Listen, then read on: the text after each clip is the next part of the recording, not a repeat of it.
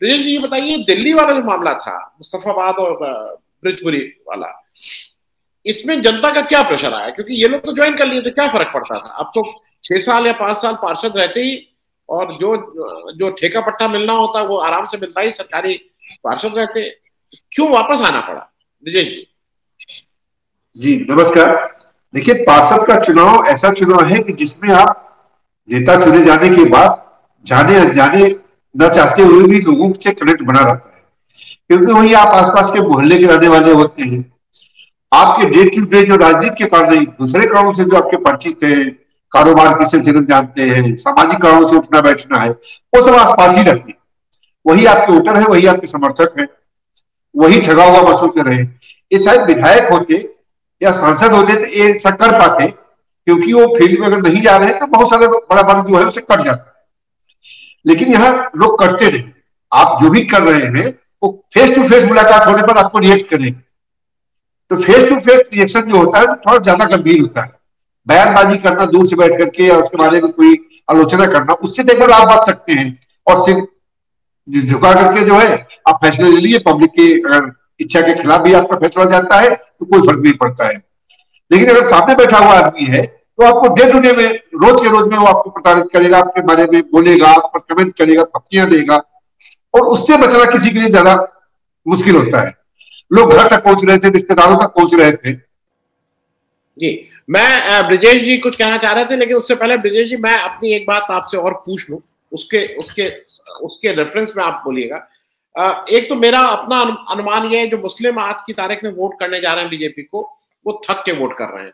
वो इतना ज्यादा उनके ऊपर उनको पिन पॉइंट करके तंग किया जा रहा है, उनको बिल्कुल फोकस करके किया जा रहा है, इसलिए एक आदमी एक लिहाज के बाद आता है, भाई खत्म करो इसको। कुछ उस तरह की बात हो रही है। खैर, मैं एक, ब्रिजेश जी आप अपनी बात भी कहिएगा, लेकिन एक बात और कहिएगा।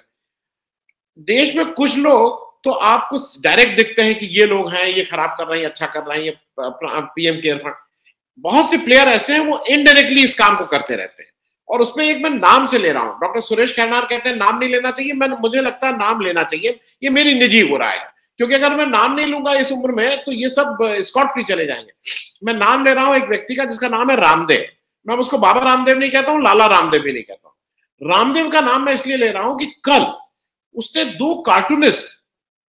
दो कार्टून बनाने वाले लोग हैं, हेमंत मालविया और गजेंद्र रावत। हेमंत मालविया सेकंड जनरेशन के हैं, कार्टून बनाया। अब ये बाबा का जो पतंजलि का जो लीगल सेल है, उसने इनको नोटिस भेज दिया और इनको पुलिस ढूंढ रही है। और इसलिए कि उनके उनके सम्मान में ठेस पहुंची है। ये व्यक्ति रामदेव, जिसका गुरु 2007 में शंकर देव गायब हो गया कंखल उससे, और 2012 में फाइनल रिपोर्ट लग गई, आज तक नहीं मिला, और उसकी सारी संपत्ति सारे उसके ये मालिक बन गए। राजीव दीक्षित जो इनके साथी थे, जिनकी मृत्यु रहस्यमय स्थिति में हुई, उसका आज तक लोगों ने सवाल उठाए, वो दबा दिए गए। 2013 में इनके ऊपर उत्तराखंड सरकार ने 81 मुकदमे एक दिन में लगाए थे, एक दिन में, और एक महीने में 99 मुकदमे हो गए थे। मालूम नहीं एक कैसे छूट गया, नहीं तो शतक लग जाता। इन्होंने उसको मैनेज किया। ये व्यक्ति, मैं इसलिए ये बोल रहा हूं, ये व्यक्ति अभी 10 दिन पहले महिलाओं के बारे में क्या बोला था, और तभी से मैंने कहा कि ये रामदेव कहने लायक है। ये कहता था कि महिलाएं बिना कपड़े के भी कुछ लोगों को अच्छी लगती, इसको भी अच्छी लगती होंगी, तब किसी ने मान सम्मान का नहीं किया। मैं कहना जो चाह रहा हूं, अगर आपके पास पैसा है तो एक लीगल सेल आप बना देते हैं, और किसी को भी नोटिस, वो बेचारे हेमंत मालविया, दुष्यंत रावत, ये क्या करें, गजेंद्र रावत, माफ कीजिएगा, क्योंकि यही काम अनिल अंबानी भी करते थे। आपको याद है, किसी भी पत्रकार के ऊपर 100 करोड़ का नोटिस, 500 करोड़ का के नोटिस, उनकी एक लीगल सेल करती थी। मैं इसलिए पूछ रहा हूं, अपनी बात भी कही है, ये जो लोकतंत्र का गला घोटने वाले इस तरह के जो कैरेक्टर्स हैं, जो अपने को लोकतांत्रिक मानते हैं, खुद ये कितना वीर का, जैसे एक वीर परिधान पहन के जब भगे थे रामलीला मैदान से, और उसके बाद ही चाहते हैं कि मैं इनको वीरता इनकी वो करूं, तो जरा एक इस पे भी आप कर दीजिए। जो ये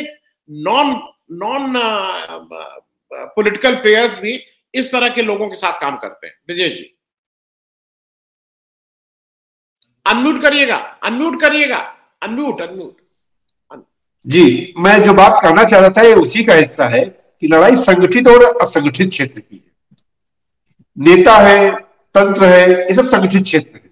सरकार है, ये बिजनेसमैन है, इनके पास पैसा है, इनके पास एक तंत्र है, उस तंत्र से लड़ते हैं।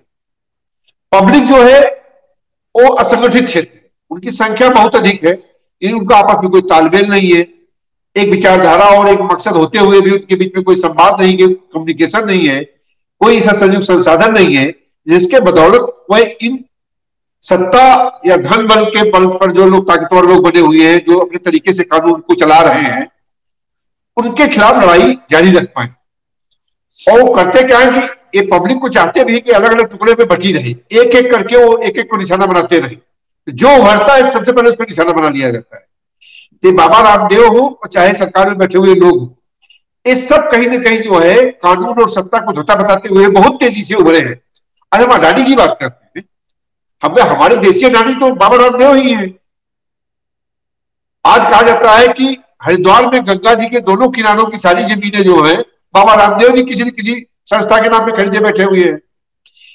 ऐसे थोड़ी रातों रात सारी चीजें हो जाती है, और एक दूसरे के पूरक थे।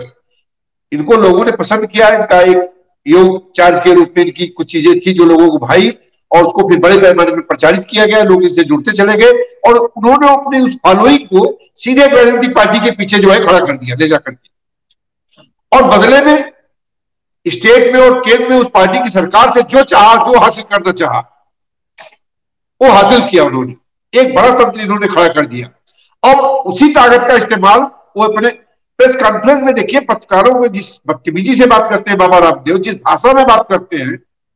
पिछले दिनों एक देखा होगा आपने, वीडियो प्रचारित हुआ था, पत्रकार को धमकी देते मेरी पूछ उखाड़ना है उखाड़ ले। ये कोई जाहिल आदमी मतलब और अहंकारी आदमी इस तरह बयान दे सकता है, क्योंकि बाबा रामदेव ने जो हासिल किया है उसके लिए वो योग्यता नहीं रखते। उन्होंने तमाम अतिक्रमणों से वो चीजें हासिल की, और कुछ भारतीयता का जो एक स्वदेशी का जो एक नारा था उसको बेचा है। उस नारे के चलते जो रातों रात वो अरबपति करोड़पति बन गए हैं, वो भाव उनके उस हर काम में दिखता है। आज की डेट में वो न उन्हें मीडिया पसंद है, जिस मीडिया के लिए वो मरा करते थे, जिस मीडिया में कहीं भी पेट खोल कर बैठ जाते थे, वो चार तरह के करतब दिखाने लगते थे। अब उस मीडिया को भी वो चाहते हैं उनके हिसाब से चले, क्योंकि अब वो उनके हितों में बाधा बन रही है, क्योंकि वो सवाल उठा रही है। हिमाचल सॉरी जो है उत्तराखंड में जो इनके तमाम संस्थान है, वहां आए दिन जो है विवाद होते हैं, आए दिन आंदोलन होते हैं, आए दिन जो शिकायतें होती हैं। एक लाइन मजाल क्या किसी मीडिया में खबर आ जाए। इन्होंने मीडिया केवल धमकी से ही नहीं, पैसे से भी दबा रखा है। इन तमाम बड़े संस्थानों में जो विज्ञापन देते हैं, जो दूसरे चैनल्स पे विज्ञापन देते हैं, उसका भी प्रेशर है। सिर्फ एक ही दबाव नहीं है कि वो बड़े प्रभावशाली है उससे दबाव बनाते हैं, वो एक कॉर्पोरेट जगत की तरह से अपने पैसे का भी इस्तेमाल करते हैं।